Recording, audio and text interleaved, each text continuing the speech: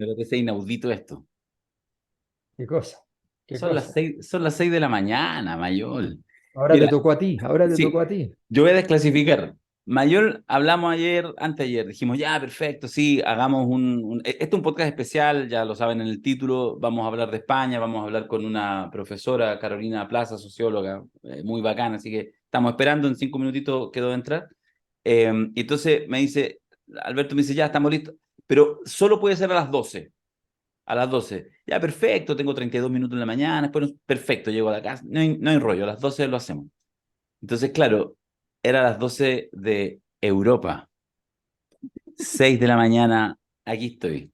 6 de la mañana, son exactamente 3 para las 6 de la mañana, y estoy acá tratando de, me eché unas gotitas en los ojos para que traten de crecer, Buscando visa para un sueño. buscando visa para un sueño. Oye, mira, aprovechemos estos minutos, es que yo quiero decir algo, mira, tómense esto, no lo adelanten. Ah, que el podcast empieza en el minuto 5. Buena, la wea que quieran. Mira, ya dijimos en el último, pero es que es verdad. Estoy escribiendo, el podcast empieza en minutos. Dijimos en el último podcast. Mayol viene a Chile, lo trae la Pepsi. Parece que no es la Pepsi, pero bueno, estoy haciendo las averiguaciones. Viene a Chile, parece que lo trae la Cosa Nostra, ¿no? Y ya, entonces se viene acá y ustedes tenemos entonces la Cosa Nostra en vivo en el Teatro Municipal de San Joaquín. A todo con San Joaquín, la raja San Joaquín lo vamos a pasar increíble, el teatro es fantástico, lo fui a ver de nuevo, está maravilloso, en fin, ya. Va a ser un espectáculo, un podcast en vivo, pero le vamos a poner color, una pantalla gigante, vamos a concentrarnos, de hecho, en los temas de ultraderecha, ahí vamos, hay más novedades. Pero, como viene, teníamos ganas de hacer un evento, un hito, una cosa nunca hecha y nos volvimos a los orígenes. Entonces, déjame avisarles, contarles que vamos a hacer, todavía no tiene título, no tiene título formal, porque es una especie como de taller docente, pero que va a mezclar muchas cosas. Es un híbrido que no ha habido nunca. El día 1 de julio, 1 de julio, vamos a volver al origen. Antes que existiera la Cosa Nostra, antes que existieran los seminarios, hubo una cosa que le llamamos por primera vez una escuela de verano, y que fue una jornada, un día completo, en Peñarolén, en un colegio que nos prestó sus instalaciones, donde pasamos mucho calor y no lo pudimos resolver, pero donde ahora no vamos a pasar frío porque sí lo vamos a poder resolver, va a estar calefaccionado, y vamos a tener una jornada de todo el día,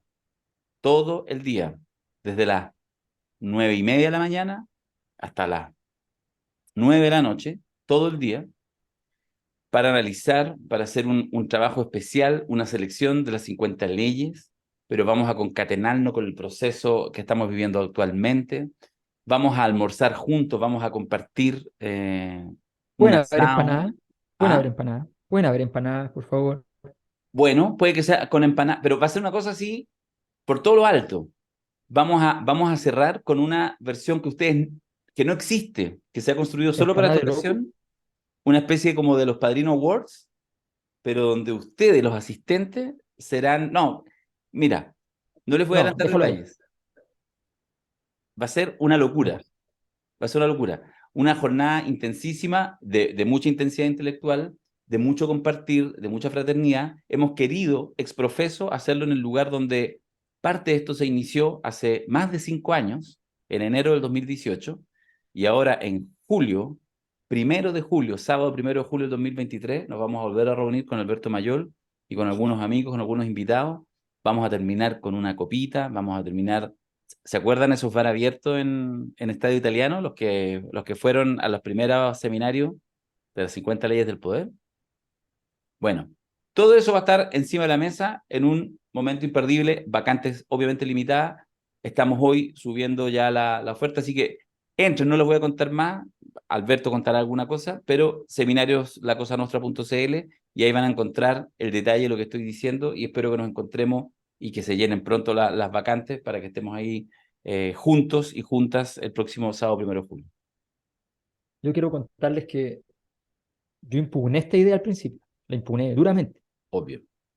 Como muchas veces he impugnado algunas ideas de Darío por la misma característica, ¿ya? Porque le decía, pero a ver, nosotros venimos haciendo crecer el proyecto, robusteciéndolo, eh, se va uno, llegan dos, ¿ya?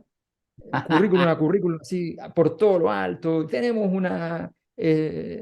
vamos a hacer una cuestión, vamos a un teatro y hacemos no sé qué. Entonces, ¿por qué volver al momento en que estábamos a reiterar esta escena? Y cuando estaba diciendo eso, de pronto comprendí. Porque Darío me explicó y yo entendí. ¿Se acuerdan de esa publicidad? Qué gran publicidad, qué gran publicidad. Y te mandaban por correo. Y bueno. Darío me explicó y yo entendí. Porque efectivamente, claro, ese retorno al origen, ese viaje a la semilla, diría Carpentier, ¿verdad? Eh, tiene una potencia, una energía particular. Entonces vamos a ir a repetir, vamos a ir a hablar de estrategia, de una mirada de una mirada bien dedicada a la... Nosotros partimos ahí hablando de los recursos políticos, que es una cosa que tiene que ver, pero no es exactamente con las leyes del poder, tiene que ver con cómo construir recursos políticos, fundamentalmente. Dedicarse a ese problema. Y en un momento donde es muy pertinente, porque objetivamente la cantidad y la calidad de los recursos políticos que tienen ciertos los sectores a la izquierda están debilitados.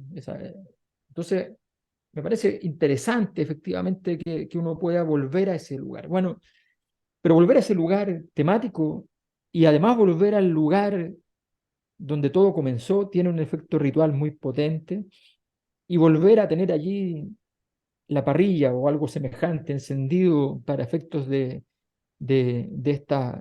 Yo recuerdo que esa vez hubo gente que fue desde Concepción, Sí, desde, sí, desde muchísimos de lugares que Rancagua, agarraron su auto de Rancagua, que de partieron, llegaron, Calama, de de Antofa. Calama, claro. Entonces, la verdad es que no, me ha entusiasmado la idea porque Darío me explicó y yo entendí. Solo termino esto porque ya parece que está ingresando Carolina. Esto es all inclusive. All inclusive. Sí, Usted llega en la mañana, no, no, no. Y lo atendemos bien, rico, buen café, todo lo que corresponde, sí. un almuerzo rico, comunitario, pero no en el sentido rasca, en el sentido por todo lo alto. Oye, No pero desembolsa nada más, no no, desembolsa no. nada más. Pero y qué sé yo, y la copita, nos encargamos de la copita. No, no, no, sí, esto va a ser all inclusive. Así que va a ser una experiencia ritual fantástica y además antes que lo pregunten, porque algunos lo van a preguntar, esto es para los más fetichistas, y yo los defiendo porque yo también lo soy. Dicen, bueno, y entonces esto quiere decir que ahora que volvemos a esta presencialidad, ¿habrán los famosos, emblemáticos tazones de la Cosa Nostra? Por supuesto que sí. El tazón ya se está diseñando, Danny Chiller, nuestro super diseñador, ya está tirando los monos, así que vamos a tener además un tazón encima de la mesa, que es un recuerdo que la gente valora mucho. Eso. Maravilloso. Lo vamos a pasar más bien. Mira, esto lo estamos haciendo. Yo pues me voy a arrepentir 3 días antes, cuando tengo la locura, no sé qué, me voy a arrepentir, lo tengo claro, pero lo vamos a pasar bien. Porque hay harta logística, harto trabajo físico, ya no estamos para esos trotes, pero 5 años después había que hacerlo. Eso, Ahí la etnia sí, empezará de nuevo sí. a Por molestar. eso hemos estado, digamos, mejorando el Pero estado físico. está más Sí, flaco, está más flaco. Sí. sí, gracias, Eh, gracias. eh, Ya, oye, vamos a darle el paso entonces ahora a Carolina, está Carolina, esperando. A Carolina vamos a Universidad de hacer Salamanca. de la Universidad de Oye, qué Salamanca. ciudad Salamanca. Vayan a conocerla así cuando puedan. Vayan a conocer. Qué lindo, qué lindo. Qué bueno, ya estamos con Carolina Plaza. ¿Cómo estás, Carolina? Bien, bien, bueno, con el ritmo frenético de la política de estos días, un poco agotada, pero bien, en general bien, gracias. Claro, claro, porque Carolina pensó que luego de este domingo, entonces iba a tocar, vamos a decirlo así, vacaciones, y al día siguiente Pedro Sánchez se encargó todo lo contrario, digamos, de que este inicio ya de temporada estival en España, en Europa, y el inicio de las vacaciones fuera todo lo contrario. O sea, si ya había un cierto vértigo con las elecciones municipales y las autonómicas ahí donde hubo, ahora ya es una locura total esperando el 23 de julio. Mira, que casi digo, casi hago un lapsus y digo 23 de enero, porque ya se lo hemos comentado a la gente aquí en Chile y en Latinoamérica, digamos en el hemisferio sur, que de alguna manera si uno hace el símil, pensando en lo que son nuestras vacaciones, unas vacaciones en 23 de julio es como si en Chile fueran el 23 de enero, es decir, Exacto. en la mitad de las vacaciones jugando paletas en la playa, ¿ah? Que es importante comentarlo. Esa fue la jugada, por otras razones, no por ganas de tener elecciones en verano, que hizo Pedro Sánchez. Y para eso hemos invitado a Carolina Plaza y yo le voy a pedir a Alberto que haga una presentación y parte con la primera pregunta en esta conversación de los próximos 30, 40 minutos. Y nuevamente agradecerte, Carolina, que estés acá con nosotros en La Cosa Nostra. No, claro, Gracias a vosotros. Carolina académica de la Universidad de Salamanca. Tengo el gusto de haberla conocido hace poco tiempo atrás, cuando fui a dar una conferencia a Salamanca, y la verdad es que ella normalmente es bien recurrida dentro de Salamanca para poder referir a la realidad nacional, a la contingencia. Y nos pareció interesante tener su voz en esta ocasión porque básicamente, primero hay muchas cosas que en Chile nosotros no entendemos. ¿Por qué se pueden adelantar las elecciones? Eso de quién es prerrogativa. O sea, hay una serie de cosas que no se entienden muy bien, y hay muchas cosas que tampoco se entienden a primera vista, porque adelantar las elecciones para... A ver, lo Cuando resumo así. perdiste, cuando perdiste. Claro, pero lo resumo así. El, la derecha instaló la tesis de que esta elección que acaba de ocurrir era la elección que era plebiscito del gobierno, que sabía que le iba a ir bien. Entonces dice: este es un plebiscito contra Sánchez, sobre Sánchez o contra Sánchez. Y Sánchez acepta la tesis. En vez de decir: no, estas son elecciones, no tienen nada que ver conmigo, pierde y dice: sí, esto es sobre mí. Y como es sobre mí, yo no le voy a decir a los españoles: oye, esperen hasta fin de año. ¿Ya? Si ustedes dicen, quieren hablar respecto a mi gobierno y referirse al respecto, vamos a elecciones ahora, apenas se pueda. Entonces, hace la jugada en ese sentido, y se produce entonces que todo el sistema empieza a ver cómo se adapta a este escenario. Entonces le preguntamos aquí a Carolina, básicamente, cómo leer este proceso desde el punto de vista más institucional y también desde el punto de vista más político, desde que se adelantan estas elecciones, y también explicar un poco que esta prerrogativa es algo normal y habitual en la política española. Bien, pues bueno, sí, en nuestro sistema electoral está previsto el adelanto electoral. Nuestras legislaturas duran 4 años y pues desde que se celebran elecciones hasta las próximas elecciones tiene que haber un máximo de 4 años, pero el presidente del gobierno, en este caso Pedro Sánchez, tiene competencias para disolver las Cortes y convocar elecciones en el momento que lo considere oportuno.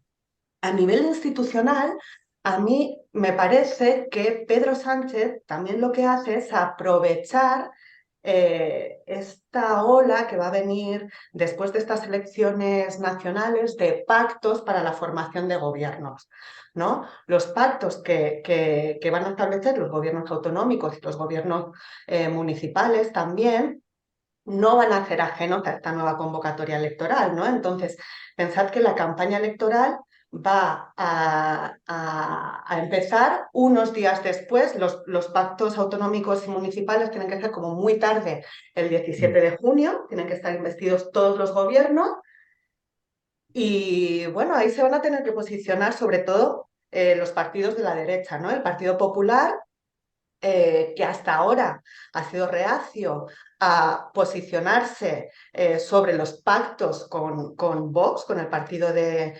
derecha radical populista que ha emergido con mucha fuerza en los últimos comicios españoles.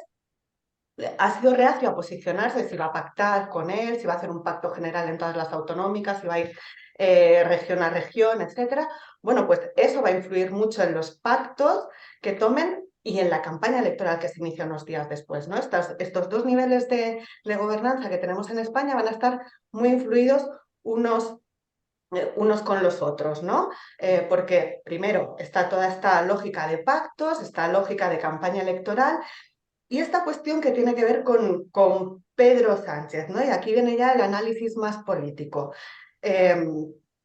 Bueno, Pedro Sánchez yo creo que es cierto que quizá la derecha ha planteado toda esta campaña electoral como una evaluación a lo que ellos llaman el sanchismo, ¿no? Al gobierno, pero Pedro Sánchez yo creo que ha sido muy hábil a nivel táctico y estratégico para posicionarse o para aprovechar esta coyuntura, los resultados electorales que han sido malos para la izquierda, pero no tan malos para el Partido Socialista, mucho peores para su socio de gobierno.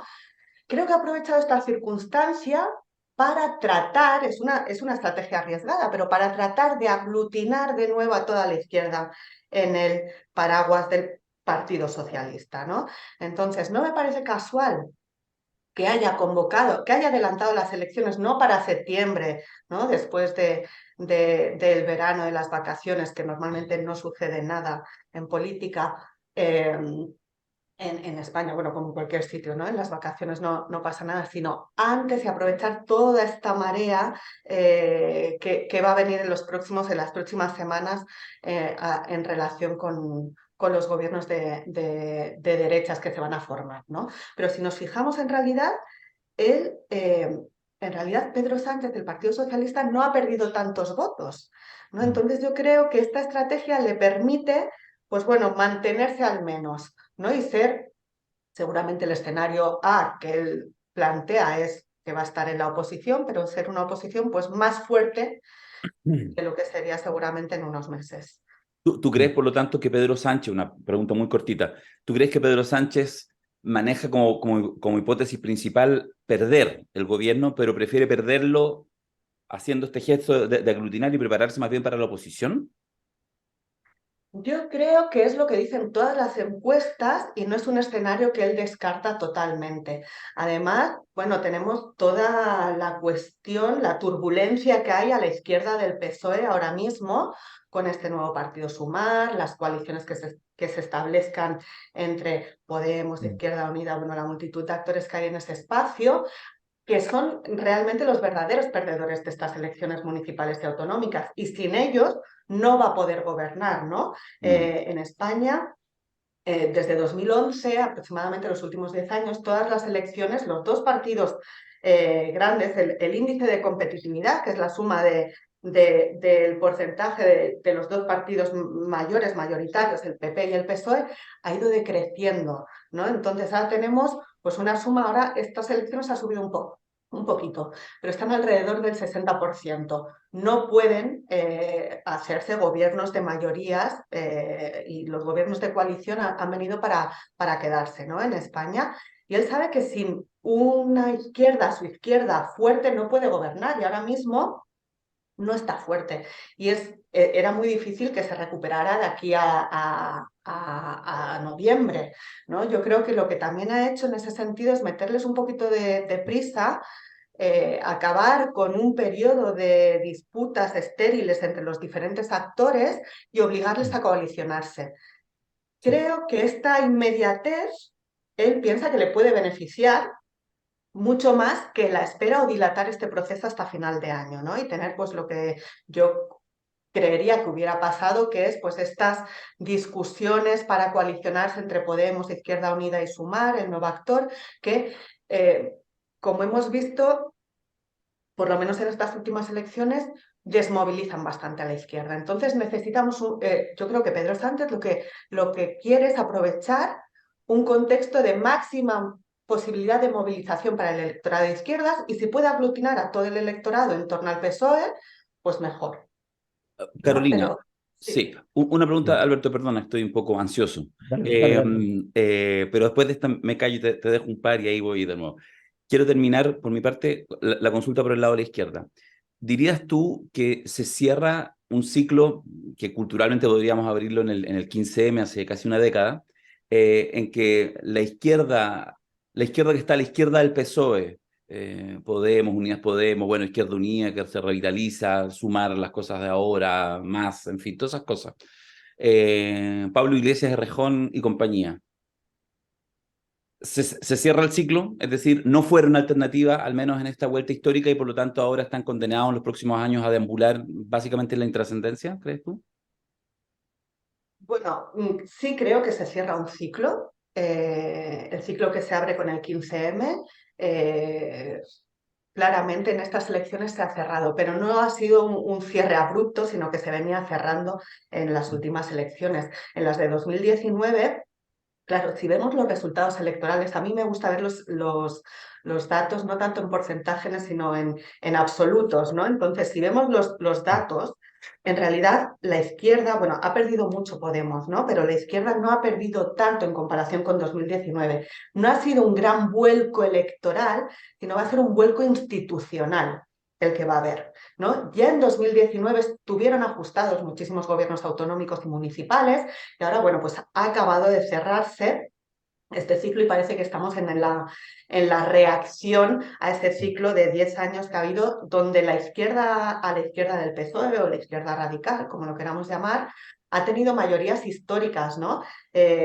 Hace poco hablábamos de polarización, ¿no? Ha subido muchísimo la polarización en España, pero ha subido sobre todo con la entrada de este nuevo actor político de extrema derecha, de Vox, pero no tanto con la entrada de Podemos, porque Podemos no supuso una innovación ideológica, sino que venía más o menos a cubrir el espacio que ya estaba cubriendo Izquierda Unida, pero sí que ganó muchísimo apoyo electoral. Ese apoyo electoral, pensad que en 2015 Podemos en las encuestas daba primera fuerza política. En 2015 estábamos hablando del sorpaso al PSOE. En las elecciones de 2016, cuando finalmente se coaliciona con Izquierda Unida, que tardaron un año en establecer ese pacto y esa coalición electoral, ya empiezan a bajar. Perdieron 1 millón de votos ahí. Con el PSOE, la coalición de gobierno con el PSOE podía haber sido en ese momento. En 2015 también tardan 4 años.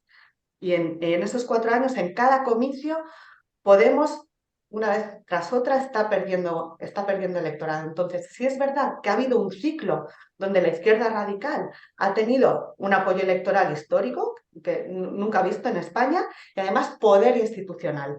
Ha podido formar gobiernos, pero desde mi punto de vista ha tardado demasiado y es posible que esa sea una de las razones que ahora lo deje fuera del tablero. No ha querido jugar un papel más importante cuando lo ha podido hacer y puede que ahora esté pagando también las consecuencias en ese sentido, ¿no? Y sí, claramente es un cierre de ciclo porque la izquierda radical ya no va a hacer llave, ya no va a condicionar los gobiernos y vamos a ver cuál es su desempeño y qué papel puede jugar en la próxima legislatura, ¿no? Si va a ser, pues, el partido pequeño que históricamente ha sido Izquierda Unida, que ocupa un rinconcito del Congreso y tiene muy poco poder de influencia, o no. O va a ser un partido, pues como ha venido siendo hasta ahora, con capacidad de influir, de poner temas en la agenda, ¿no? Y de discutir cuestiones como un actor importante de la oposición, o bueno, ojalá sea del gobierno, ¿no? Bueno, esto ya es mi opinión, pero pero sí, yo creo que está cerrado un ciclo y que, bueno, veremos. Sí, fíjate que yo tengo la impresión de que hay una cosa que tú dijiste que es muy importante. En el número absoluto, en términos electorales, ni siquiera alcanza para decir que hay una crisis para la izquierda. Ni siquiera alcanza para eso. Lo que pasa es que hay una crisis porque, y este es un punto que yo creo que está muy considerado por la decisión, está muy considerado por Sánchez para su decisión. Él ve que la administración, la gestión de los pactos no se hizo pensando electoralmente para una elección, que fue una reflexión política interna, de disputa interna entre liderazgos y que no hubo una consideración de la formación de pacto y la dinámica institucional, y que se pagó el costo. ¿Por qué? Porque básicamente era bastante obvio que él otorga un cierto derecho a la izquierda extra PSOE a crecer, de momento en que potencia muchísimo, cuando ve que le está yendo muy bien en aprobación y en evaluación de la ciudadanía, a su ministra estrella, Yolanda Díaz. Él no la obstaculiza, al contrario, la sitúa al lado de él, allí donde pudo, le da espaldarazo, ella tiene un discurso más a la izquierda, no tan a la izquierda como Podemos, era una forma de articulación.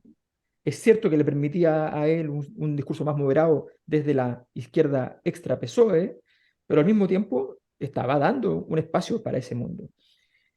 Y Yolanda Díaz y Sumar cometen un error muy grave el día 1 de su entrada en escena, que fue entrar pensando que la disputa no es el electorado amplio, sino que la disputa es interna con Podemos.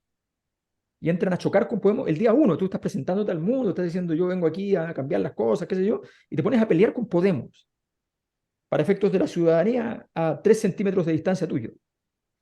Entonces, eso electoralmente es un suicidio, a tal punto que Yolanda Díaz no tuvo agenda política en rigor desde el día que comienza. Es un día de presentación, estoy aquí, tengo ganas de gobernar, me quiero poner frente al mundo y ya está, eso es todo lo que hay que hacer. Y mucha sonrisa, mucha felicidad, cero conflicto, todo amor y ya está. Y las relaciones con el mundo, con la ciudadanía, con los votantes. Se comete ese error. Podemos responde con agresividad en general, se produce una situación de reyerta interna, y por tanto se entiende que efectivamente ese espacio podría haber tenido un mejor destino, y además se configura un sistema de pacto, sea quien sea el responsable, eso ya cada uno tiene sus versiones, pero se configura un sistema de pacto en el cual efectivamente había una alta probabilidad de que se perdieran votos en muchas partes. Hay varios lugares donde 2, 3 o 4 actores sacaron menos de 5%, pero más de 4%, que sumados son 8, 12 o 16 puntos, que se habrían sumado para hacer gobierno a la lista de izquierda y que le habrían dado evidentemente el gobierno. Entonces, ante esos errores, da la impresión de que Sánchez dice, bueno, está claro, ¿ya?, que el proceso de negociación íntimo, interno de los partidos en este momento no se va a producir con una cierta racionalidad, sino que se va a producir pensando en la derrota, de alguna manera, y diciendo, disputemos nuestro espacio y veamos cómo nos apeamos en el futuro. Eso en primer lugar. En segundo lugar, y creo que eso también fue una movida, insisto, la movida es contraintuitiva por completo, pero también es inteligente el hecho de que la peor semana que iba a tener el Partido Socialista y la izquierda Sí. iba a ser esta. O sea, esa era la peor semana porque te ibas a desangrar. Y si habías perdido X cantidad de votos, los ibas a multiplicar fácilmente por 2 en esta semana, porque ya te iban a pasar por encima diciéndote exactamente lo mismo. Tienes que adelantar las elecciones, eres un pato cojo, no existe, en fin. Entonces, Sánchez cambia la conversación y de hecho ya se acabó ese tema. No hay nada. Y de hecho no ha pagado ningún costo respecto a la derrota desde el punto de vista de la decadencia, lo patético, nada de eso. Entonces hizo la jugada y efectivamente se plantea en cambio un escenario completamente distinto, donde la derecha lo acusa de ser excesivamente poderoso, ¿ya?, de ser excesivamente rudo en el juego, excesivamente poderoso en el uso de sus atribuciones, y por tanto es un escenario muy raro para las izquierdas que normalmente en estas cosas. Y Les dicen que además, son débiles. que Claro. son débiles. Y además, lo que sí también es contraintuitivo es que él dice, bueno, las elecciones más adelante permitirán una mejor disputa con Núñez Feijóo, que es el candidato de la derecha. Para que la gente en Chile lo sepa, Núñez Feijóo es una persona que entra de urgencia por la crisis del conflicto entre Pablo Casado y Isabel Díaz Ayuso. Pablo Casado era presidente del PP, que le tocaba en esta elección ser el líder de la coalición, eh, y el futuro, evidentemente, se pensaba que era él el que le tocaba llegar a un descendiente de la estirpe de Aznar, ya venía de ese mundo. Y Isabel Díaz Ayuso ha tenido un desempeño electoral espectacular en Madrid, y ha cambiado mucho las reglas del juego allí. Y Madrid obviamente es muy influyente en toda España. Y entonces el Casado sintió la presión de que todos decían en realidad sería mejor Ayuso, aquí le dicen Ayuso, entonces Ayuso, y sintió la presión y hace una denuncia muy famosa, ¿ya?, que es la denuncia sobre las mascarillas, la compra de mascarillas que que benefició realmente a su hermano, ¿ya?, empresarialmente. De ahí si hubo o no corrupción en la asignación de esas ventas es otra cosa, pero el hermano recibió dinero de esas ventas. Y eso desactivó a Ayuso en gran medida, pero el Partido Popular la apoyó con todo. Esta es la principal líder que tenemos, vamos con todo, y subieron a Feijóo, ¿ya?, que para efectos prácticos era un actor más bien sobrio, tranquilo, sin mucho acento, ¿ya? Que venía de Galicia y ya está. Y Feijóo es un muy mal candidato, hay que decirlo, muy mal candidato. Es de esos candidatos que los pone frente al micrófono y seguro que lo arruina, pero es seguro, no es una probabilidad, es seguro. Es el que dice Cádiz cuando está en Sevilla o viceversa. Nosotros en Chile eso lo conocemos, lo hemos vivido en todo caso, ¿no? Entonces, bueno, y Sánchez es todo lo contrario. O sea, es un animal en ese escenario. Entonces, uno dice, bueno, pero a la larga, quizás era mejor una elección larga que desgastar a Feijóo, ¿ya?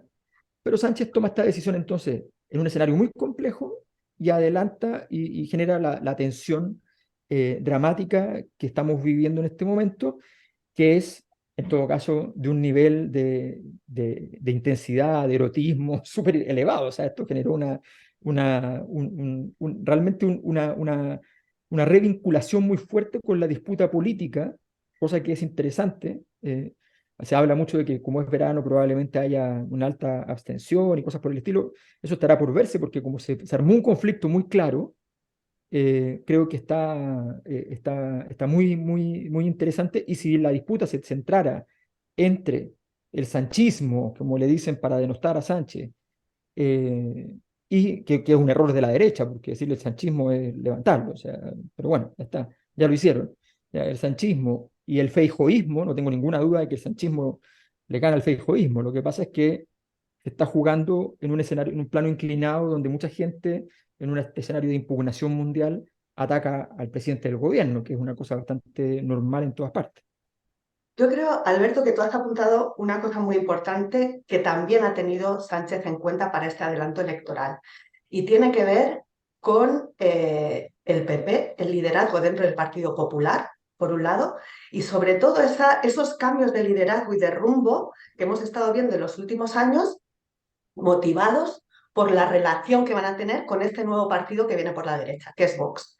Y eso es lo que ha pasado en el PP y este es el problema mayor que ha tenido el PP en los últimos años. No sabemos bien cuál es la relación que quieren tener con Vox. Teníamos primero bueno, Pablo Casado fue una sorpresa eh, que saliera como líder del Partido Popular, porque digamos que los liderazgos, las dinámicas internas apuntaban hacia otro lado, pero estábamos en ese momento en el que Podemos marcaba la agenda, ¿no? Y la nueva política, lo nuevo era importante, entonces una renovación del liderazgo, poner a un tipo muy joven que venía de las juventudes del Partido Popular prácticamente, les parecía que era, pues bueno, beneficioso, ¿no? Y que les ayudaba a renovar esa imagen que necesitaban cambiar, ¿no? Después de los gobiernos de Rajoy, todos los escándalos de corrupción, etcétera, etcétera. Pero la relación del Partido Popular de Pedro Casado con Vox fue muy errática. A veces no quería saber nada de ellos, no hablaba con ellos. Otras veces se sumaba a los mismos postulados de Vox. Otras veces les echaba el órdago y se radicalizaba más todavía que ellos, ¿no? Fue un poco errática. Ahí es donde surge también el liderazgo de Ayuso, ¿no? De Isabel Díaz Ayuso de Madrid, que ella tiene una relación totalmente diferente con Vox. Les ofreció un pacto de gobierno que después no les hizo falta, ¿no? En estas elecciones autonómicas que hubo en Madrid hace solo 2 años. Entonces ahí es donde se empiezan a mover todas estas cuestiones dentro del Partido Popular, porque el Partido Popular también tiene dos almas, una encarnada por Núñez Feijóo, que era quien iba a ser el líder del PP, ya cuando lo fue en ese momento Pablo Casado, el que estaba llamado a ser líder del PP era Núñez Feijóo, pero había unas disputas internas con la anterior directiva del Partido Popular, que él prefirió quedarse a un lado, esperar a que se calmaran las aguas. Y está pues esta otra rama, que está situada sobre todo en Madrid, en Murcia también, que está mucho más abierta a pactar con el Partido Popular y que tiene postulados mucho más en sintonía con el nuevo partido de la derecha radical. A mí me parece que, bueno, que va a ser también un espectáculo político, vamos, que va a ser interesante ver qué hace Núñez Feijóo con Vox, porque Núñez Feijóo viene de Galicia, que es una de las comunidades históricas del Partido Popular, habla gallego, no tiene ningún problema con la lengua, con la política lingüística, que eso es una cuestión bastante controvertida, ¿no? Todo el tema de la identidad nacional, la cultura nacional, todo eso, en el que se fija y politiza fuertemente Vox, ¿no? ¿Qué van a pactar en ese sentido? Me resulta interesante, estoy en la expectativa, ¿no? Ver qué va a hacer Núñez Feijóo, cuál va a ser su dirección, mientras que, por ejemplo, para los líderes autonómicos que están en esta línea más ayusista, veo que no van a tener ningún problema. Hay otros que sí que les veo que puede ser más problemático pactar con ellos por estas cuestiones, pactar con Vox, ¿no? Pero se apunta todo eso, Pedro Sánchez, en la agenda y dice, bueno, yo ahora al PP de Feijóo lo pongo contra las cuerdas y le hago decidirse, porque esta imagen de moderación, ¿no? Porque Núñez Feijóo es verdad que es un poco torpe para algunas cosas, pero es moderado, no se está mojando demasiado en decir qué va a hacer con Vox, no entra a esa disputa. Santiago Abascal sí que está todo el rato picando, ¿no? Intenta levantar y que ponerlo en el sitio donde lo quiere poner, que hagan declaraciones controvertidas sobre temas que quizá el PP no está tan cómodo, no se quiere posicionar, temas que tienen que ver con la violencia de género, con la violencia machista, temas que tienen que ver con el aborto, por ejemplo, lo estamos viendo en el gobierno autonómico de Castilla y León, que Vox ya está coalicionado con el Partido Popular, ¿no? Y ellos, bueno, se ponen de perfil, no se quieren posicionar. Entonces, Pedro Sánchez también va a aprovechar estas circunstancias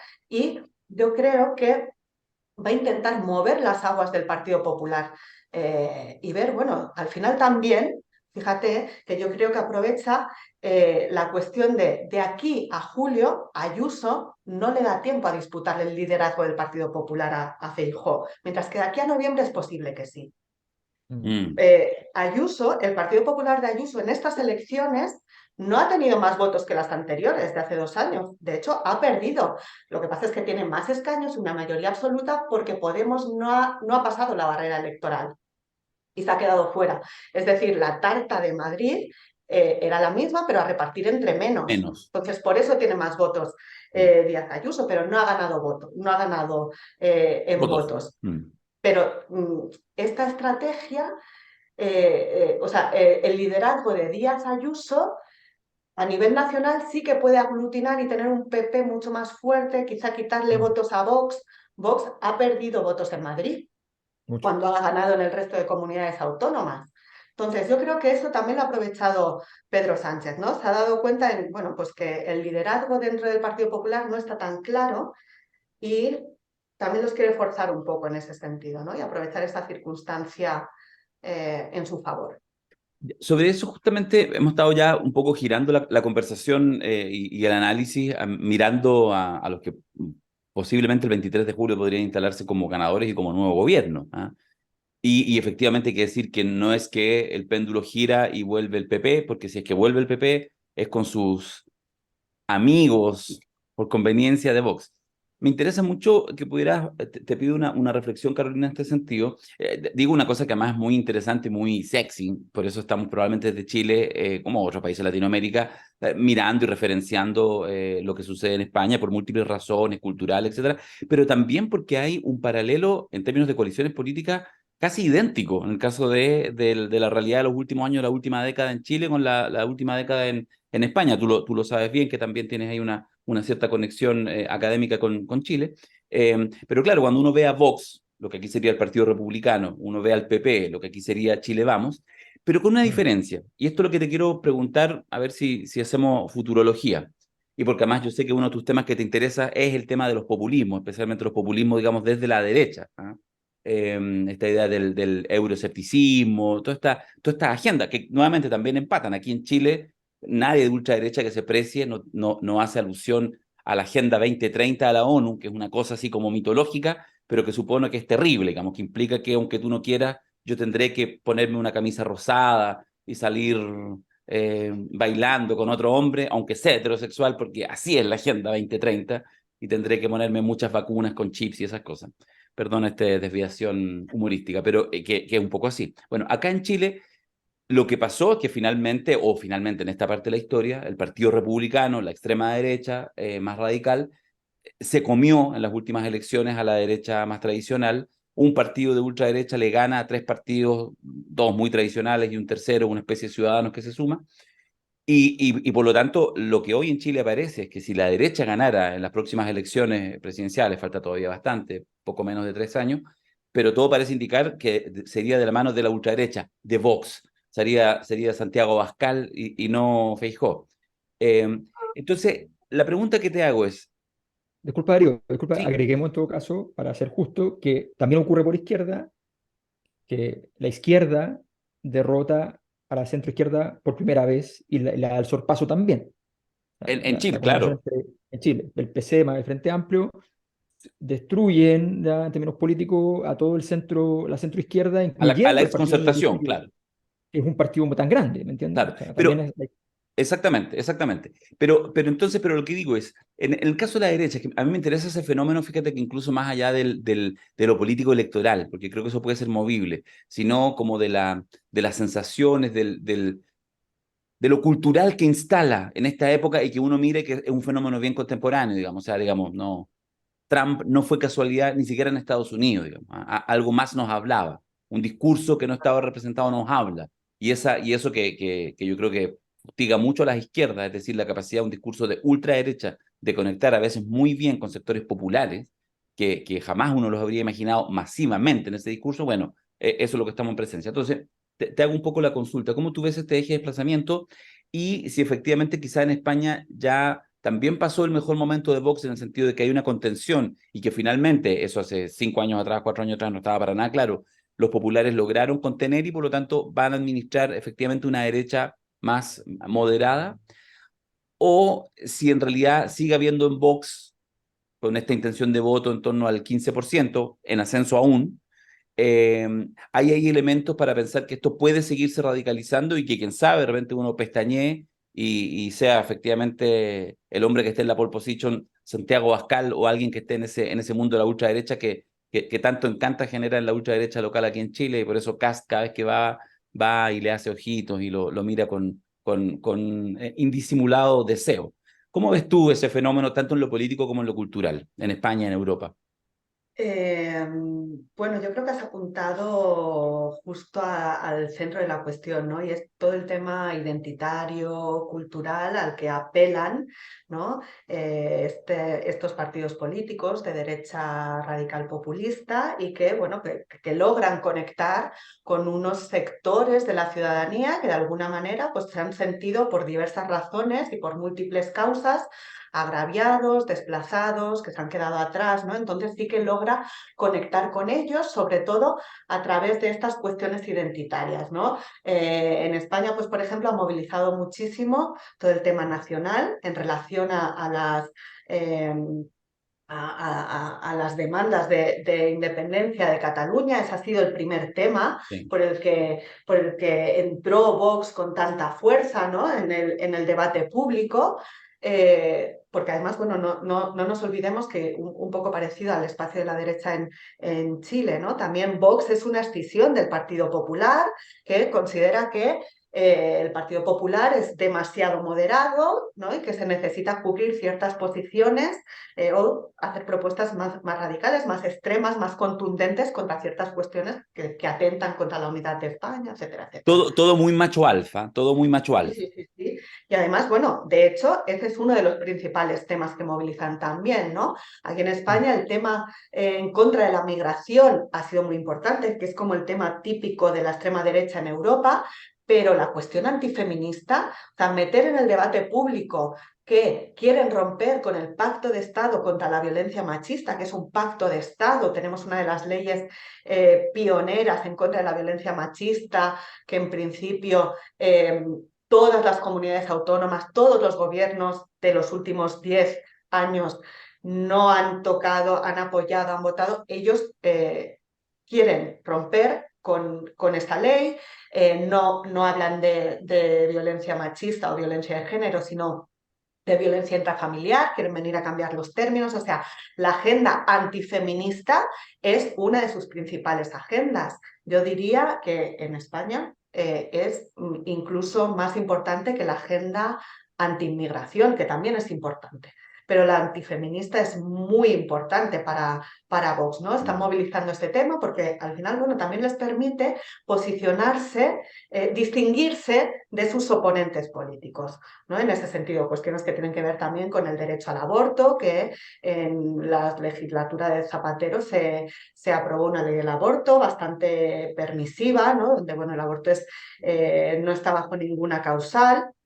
Y ellos pues también se posicionan en contra, y en las comunidades autónomas donde gobiernan, como es esta en la que yo vivo y trabajo en Castilla y León, ellos están intentando derogar esa ley, introducir códigos nuevos, pues por ejemplo como la ley del latido, que esta ley del latido, hacer escuchar el latido de la criatura a las mujeres, es lo mismo que está haciendo Orbán en Hungría, lo que se está haciendo en Polonia, o sea, hay una agenda de la extrema derecha a nivel internacional que no debemos dejar pasar, no debemos minusvalorar, ¿no? Hay una estrategia, por eso vemos muchas conexiones. Tú dices que se hacen ojitos Kast y Abascal, que se lo hacen, pero también se los hacen con Bolsonaro, con Donald Trump en su momento, con Orbán. Erdogan también a veces está por ahí.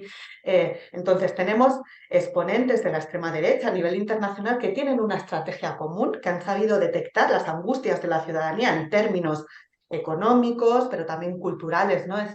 Este hombre blanco, si me permitís, igual es una cuestión muy eurocéntrica, ¿no? Decir todo esto, pero este hombre blanco que se ve amenazado por el migrante que viene a quitarle su trabajo y sus mujeres, realmente está enfadado con esa política del buenismo que dicen aquí, de lo políticamente correcto, de ahora las mujeres es que no le podemos decir ni guapas porque se ofenden, y yo no lo entiendo, porque ¿por qué? Si yo, ¿cómo voy a ser machista si tengo una hermana y tengo una madre y yo la quiero mucho? ¿No? Entonces, esa gente de verdad está muy molesta y necesita, bueno, se han sentido interpelados y movilizados por partidos políticos que vienen a romper esos consensos en los que estaba la derecha y la izquierda mayoritaria, ¿no? El centro derecha y el centro izquierda.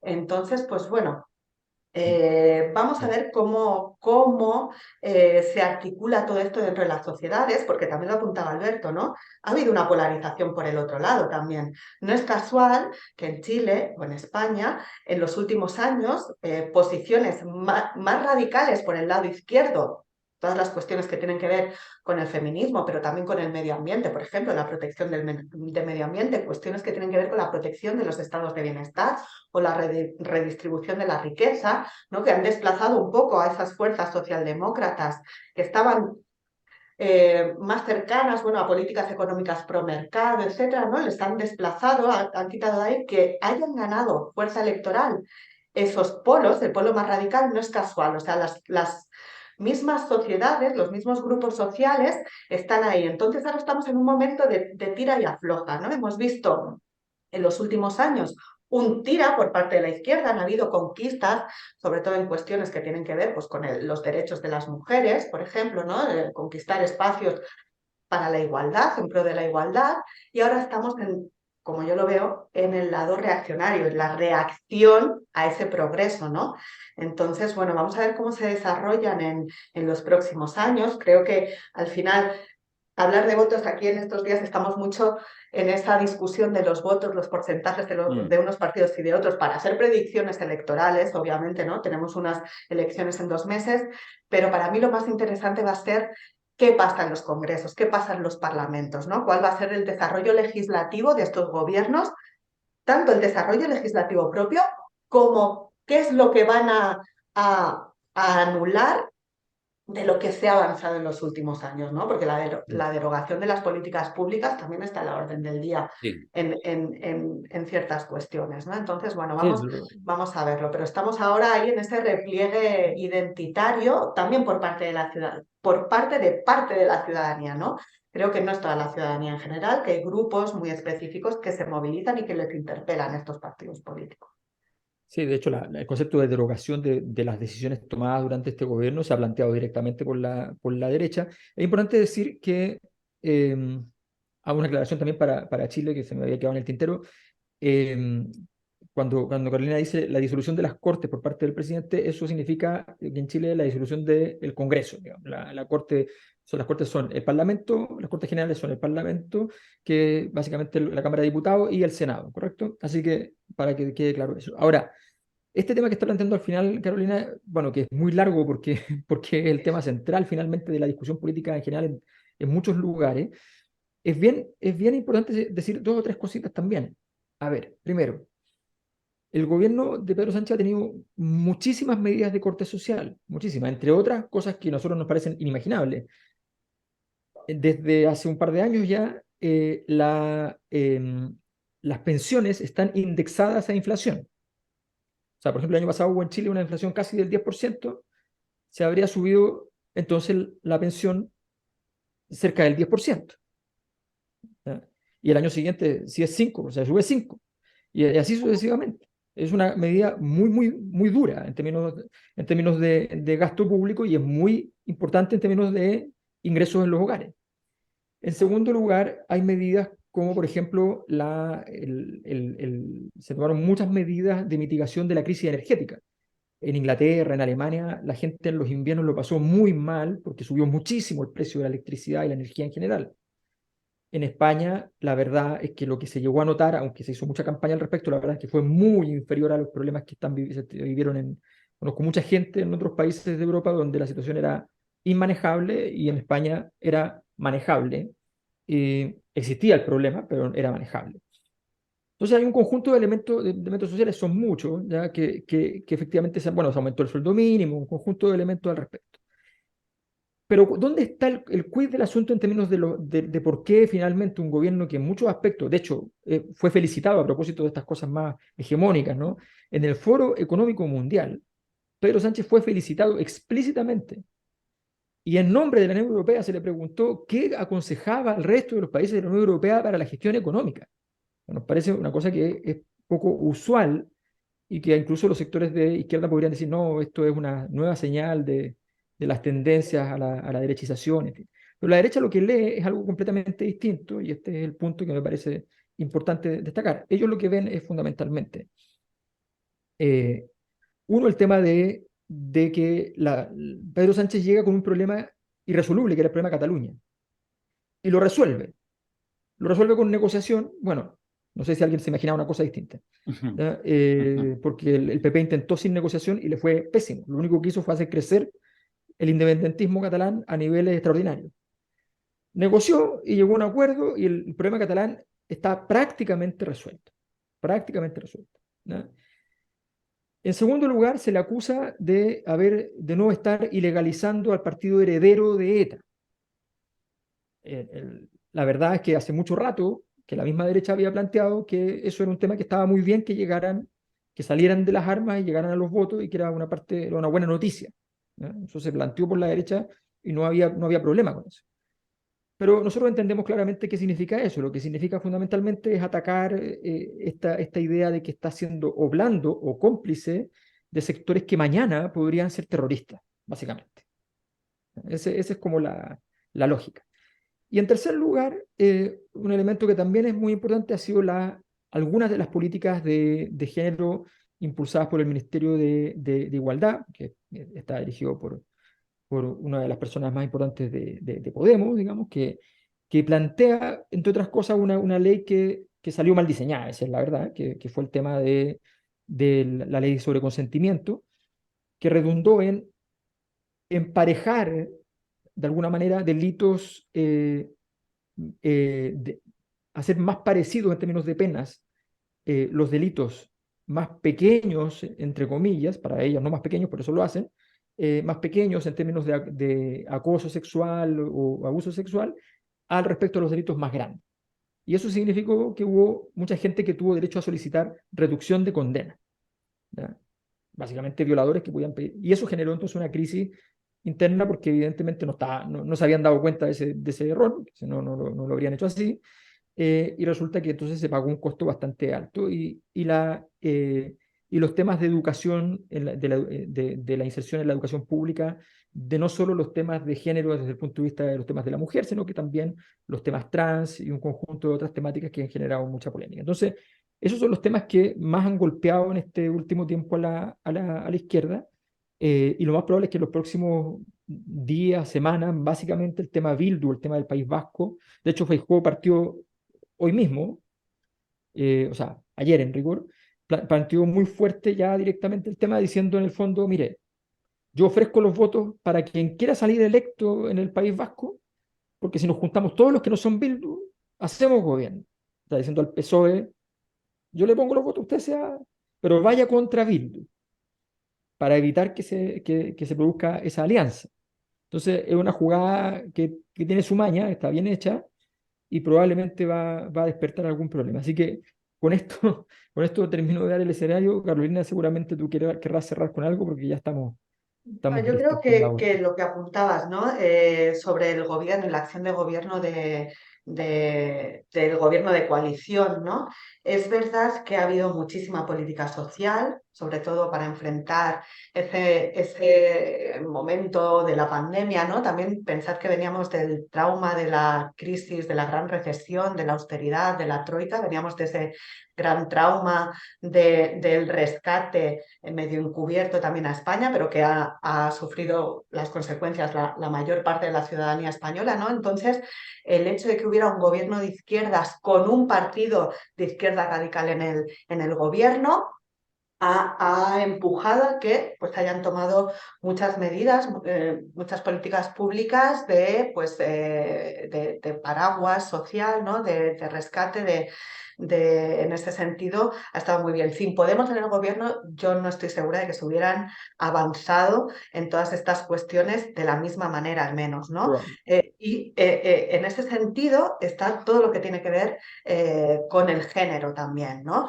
Que también responden todas las políticas que han habido en torno a las cuestiones relacionadas con la igualdad, sobre todo cuestiones relacionadas con la igualdad sexual, vienen también de casos específicos que han conmocionado a la sociedad española, pero la gestión por parte del gobierno respondían también a estrategias políticas. Y no es casual pues como tú apuntabas, que esta ley le llamamos en España la de solo sí es sí, que lo que hace en realidad esta ley es igualar el abuso y la agresión, que antes había una diferenciación jurídica en términos de utilización o no de violencia, entonces había unas penas asociadas diferentes.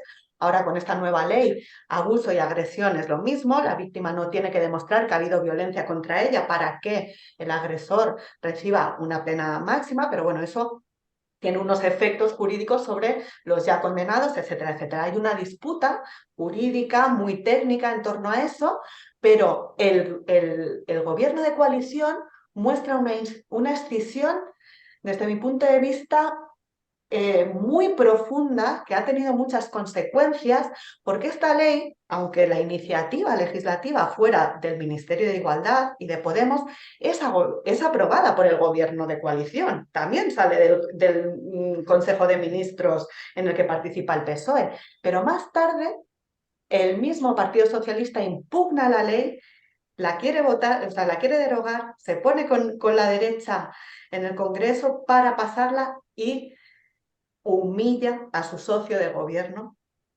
en las instituciones. Eso no debemos pasarlo por alto tampoco en las relaciones que se están dando al seno del gobierno de coalición y en todo el espacio de la izquierda. A la vez que, como tú decías al principio, ¿no?, de esta conversación, pues pone a Yolanda Díaz en la discusión de la moción de censura presentada por Vox como portavoz. Le da espacio a su lado en todos los eventos, los debates públicos importantes, relevantes, da voz a Yolanda Díaz, ¿no?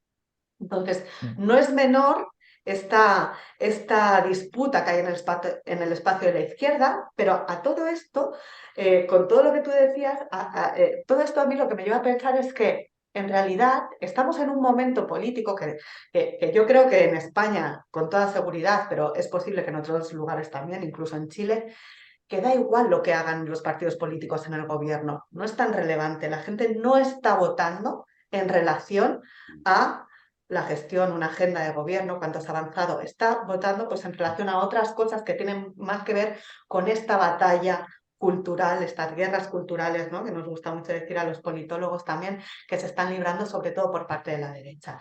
La gente no está pensando en, bueno, esta política pública.